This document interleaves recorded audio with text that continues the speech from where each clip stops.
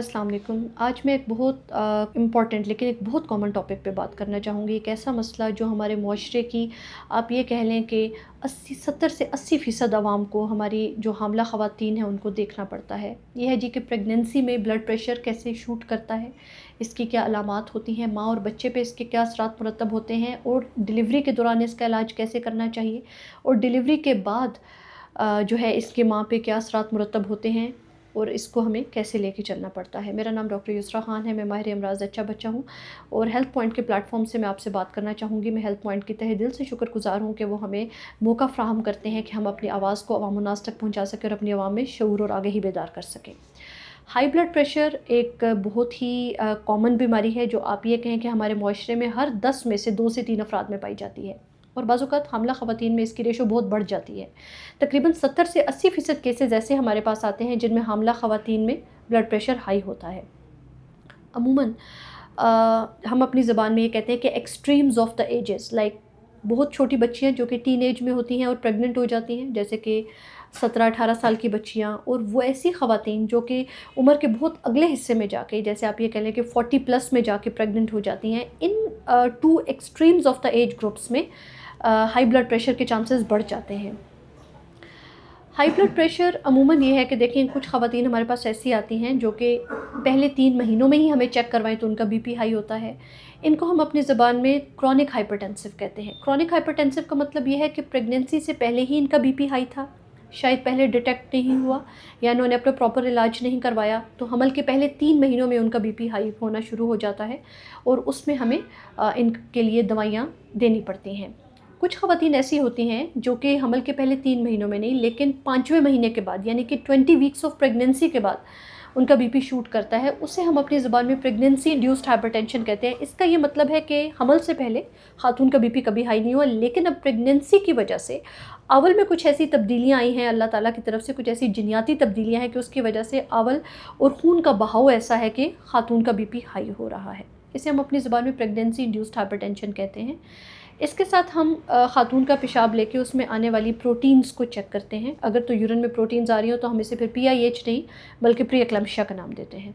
अमूमन ऐसी ख़वातीन को हम ब्लड प्रेशर कम करने वाली दवाइयों पे डालते हैं, जिनमें कुछ बहुत कॉमन दवाइयाँ हैं जो कि हर गायनोकोलॉजिस्ट देती हैं। हम उन पे डालते हैं और इसके साथ साथ हम उन्हें ये कहते हैं कि आपने घर में अपना ब्लड प्रेशर का रिकॉर्ड रखना है। आपने नमक से परहेज़ करना है। नमक को बिल्कुल अपनी ज़िंदगी से नहीं निकालना, लेकिन नमक कम कर देना है। जो आप आटा लेती हैं या जो आप खुराक खाती हैं उसमें आपने नमक कम कर देना है। बाज़ औक़ात ऐसा होता है कि खाना जो है वो नमक के बगैर बिल्कुल बदज़ायक़ा लगता है। अल्लाह ताला ने नमक में लज़्ज़त ही ऐसी रखी है कि वो खाने को लज़्ज़त देता है। तो उसमें ये है कि सिरका या आप ये कह लें कि बाज़ार से जो इमली मिलती है उसको भी धो के उसका पानी नमक के मुतबादल के तौर पे इस्तेमाल किया जा सकता है।